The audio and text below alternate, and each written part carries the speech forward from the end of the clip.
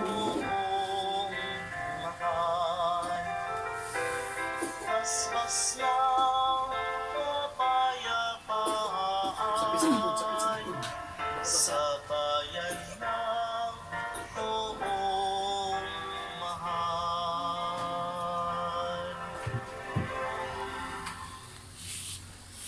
Pagbasa mula sa manggagawa ng Lapit lang mga nga sa simbahan, apostol. gilid lang eh.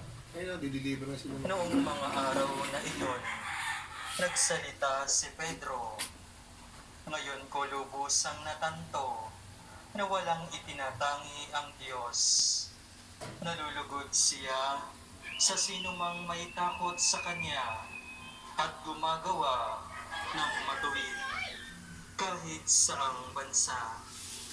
Ibinigay ng Diyos ang Kanyang salita sa mga Israelita. Sa kanila niya ipinahayag ang mabuting balita tungkol sa paikipagkasundo sa pamamagitan ni Hesu Kristo. Ngunit siya ay Panginoon ng lahat. Alam ninyo ang nangyari sa buong Judea na nagsimula sa Galilea nang mangaral si Juan tungkol sa binyag. Ang sinasabi ko'y tungkol kay Jesus na taga Nazaret. Ipinagkaloob sa kanya ng Diyos ang Espiritu Santo at ang kapangyarihan bilang katunayan na siya nga ang inirang. Sapagkat sumasa kanya ang Diyos, saan man siya pumaroon, ay gumagawa siya ng kabutihan at nagpapagaling sa lahat ng pinahihirapan ng diablo. Ang salita ng Diyos.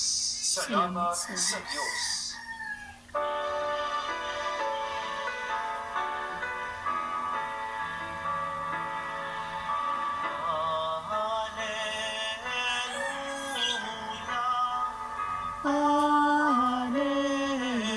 Ang ganda ng simbahan.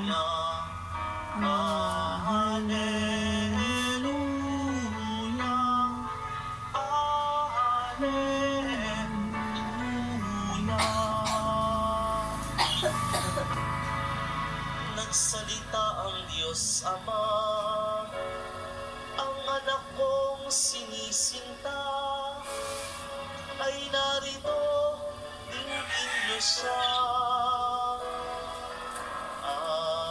Alleluia, Alleluia, Alleluia,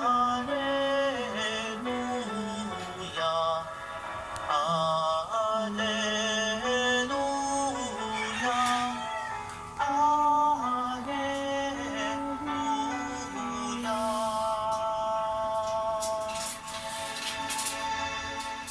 Sumainyo ang Panginoon at sumaiyo rin ang mabuting balita ng Panginoon ayon kay San Lucas. Papuri sa inyo, Panginoon.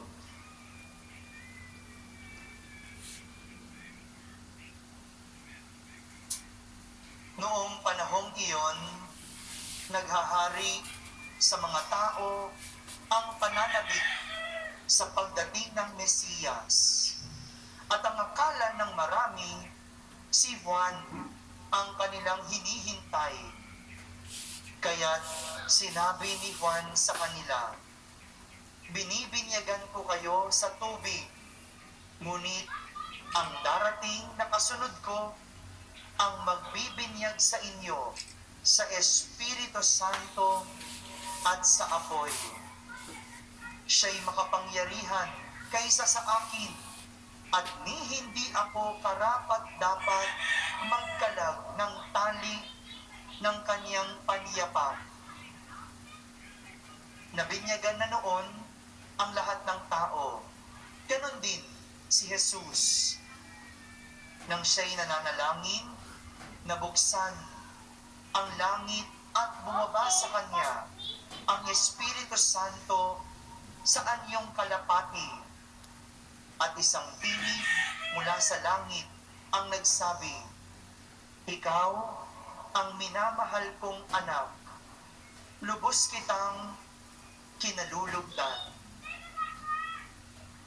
Mga kapatid, ang mabuting balita ng Panginoon. Pinupuri ka namin, Panginoong Jesucristo. Isang mapagpalang kapistahan po sa inyong lahat. Viva Poong Jesus Nazareno! Viva po, poon. Jesus Nazareno. Nakakapanibago sapagkat sa unang pagkakataon, magdiriwang tayo ng kapistahan ng traslasyon na sarado ang simbahan. Nakakapanibago sapagkat kahit kailan hindi nawalan ng tao dito sa Quiapo. Kahit paggabi, andyan pa rin sila dahil ang simbahan natin bukas Damang. para sa lahat.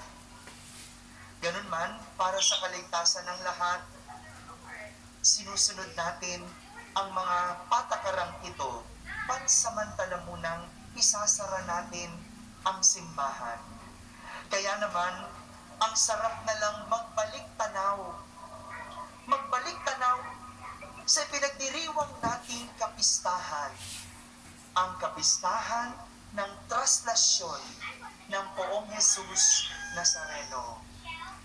Taong 1787, sa parehas na araw at petsa, Enero 9, inilipat ang imahe ng Poong Jesus Nazareno mula sa lumang simbahan nito, diyan sa may Luneta, papunta sa bagong simbahan dito sa Quiapo, sa ilalim ng titulo ni San Juan Bautista.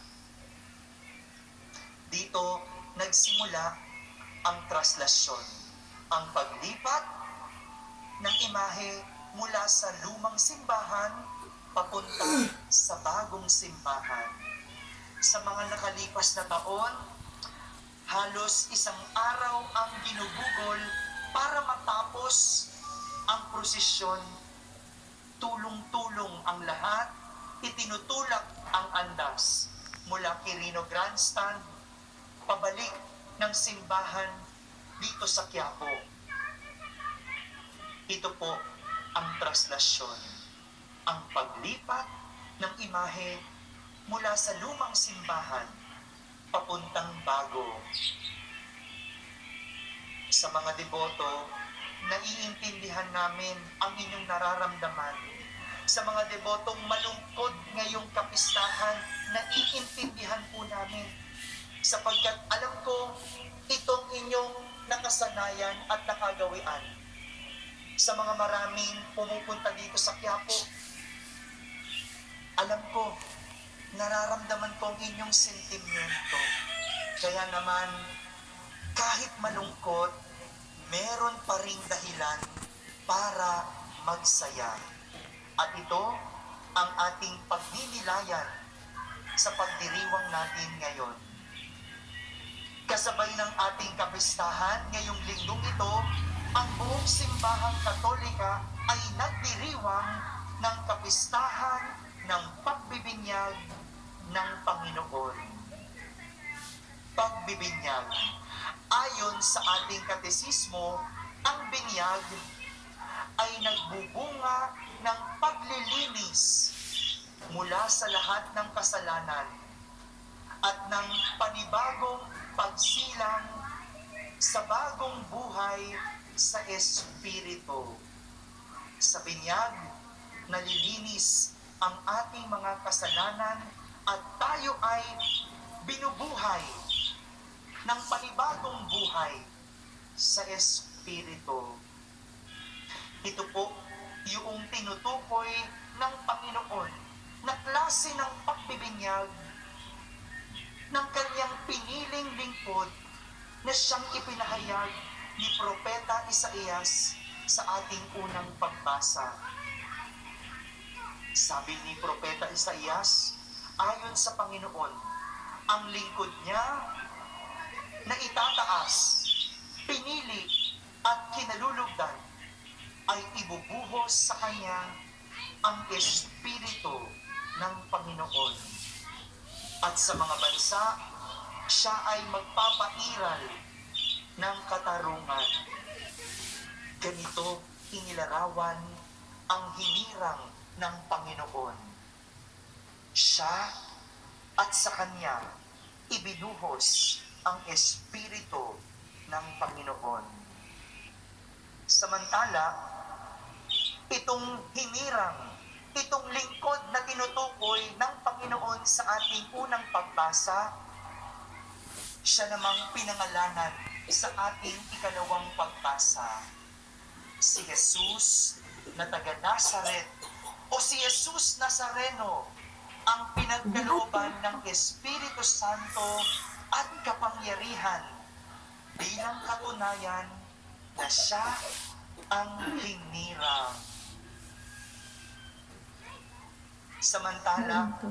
sa ating Ebo Ebanghelyo, niya. si Juan Bautista naman, Ano nga dapat yung itinama niya yung mga pag-iisip ng mga tao dahil ang Tubig akala dyan. nila inuubo? Dapat pa ano niya si ng ano. Juan ang iniintay Inumin nilang ng Mesiyas. gamot. Ngunit malinaw na sinabi ni Juan, hindi siya ang Mesiyas. Sapagkat sabi niya, binibinyagan ko kayo Ewan ko, sa ilan yan? tubig. Ngunit ang kasunod ko, ang magbibinyag sa inyo sa Espiritu at apoy. Ilan ba yung tinimpla mo? Siya ay makapangyarihan kaysa sa akin. Mga kapatid, ito po ang pagbibinyag. Ang pagtanggap sa Espiritu Santo na mula kay Jesus na siyang ipinadala para ang lahat ay maligtas. Tayo ay nagiging kaisa ng Diyos bilang isang pamilya at si Jesus bilang ating kapatid. Kung kaya't sa binyag, tayo ay nagiging magkapamilya. Tayo ay nagiging kapamilya ng Diyos. At dahil dito, tayo ay nagiging makadiyos. Ibig sabihin, nalilinis mula sa kasalanan ang taong bininyagan at umiiwas na maging makasalanan. Ganito po ang nagagawa ng binyag sa atin. Ang linisin tayo mula sa kasalanan. Ang ibangon tayo mula sa pagkalugmok at dalhin sa kaligtasan. Hindi ba? Parang traslasyon ang pagbibinyag. Parang traslasyon ang paglipat mula sa luma patungo sa bago. Lumang buhay papunta sa bagong buhay. Pangalawang taon na po natin na magdiriwang ng kapistahan na walang prosesyon. Ngayon naman, sarado pa ang simbahan. Ngunit, hindi tayo humihinto sa pagdiriwang ng kapistahan dahil ang prosesyon at simbahan ay parte lang ng selebrasyon. Hindi po ang mga ito ang kabuuan at kahulugan ng ating pagdiriwang.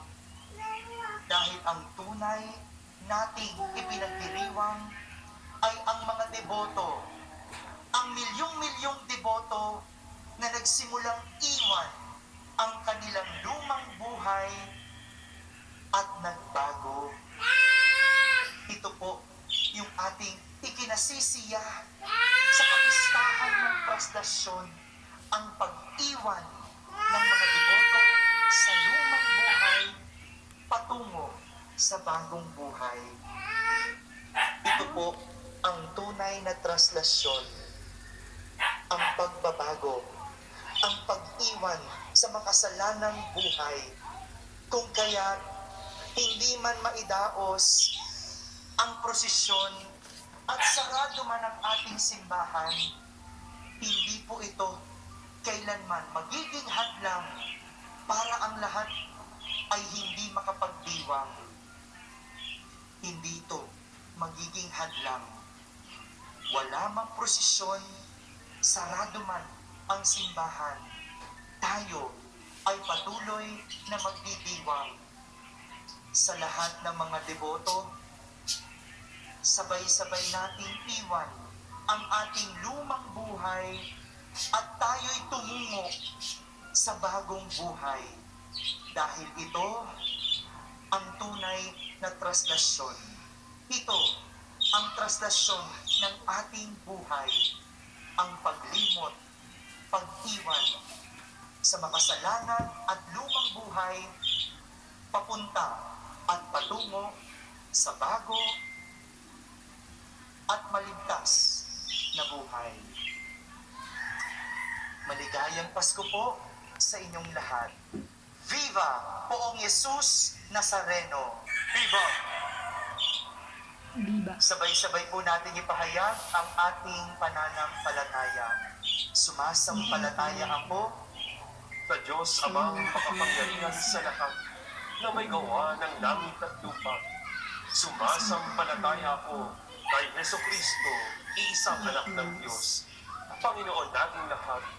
Nagkatawang tao siya, lalang ng Espiritu Santo, ipinanganak ng Santa Maria Virgen, pinagpakasakit ni Poncio Pilato, ipinako sa krus, namatay inilibing, nanaog sa kinaroroonan ng mga yumao, nang may 3 araw na buhay na maguli, umakyat sa langit, naluluklok sa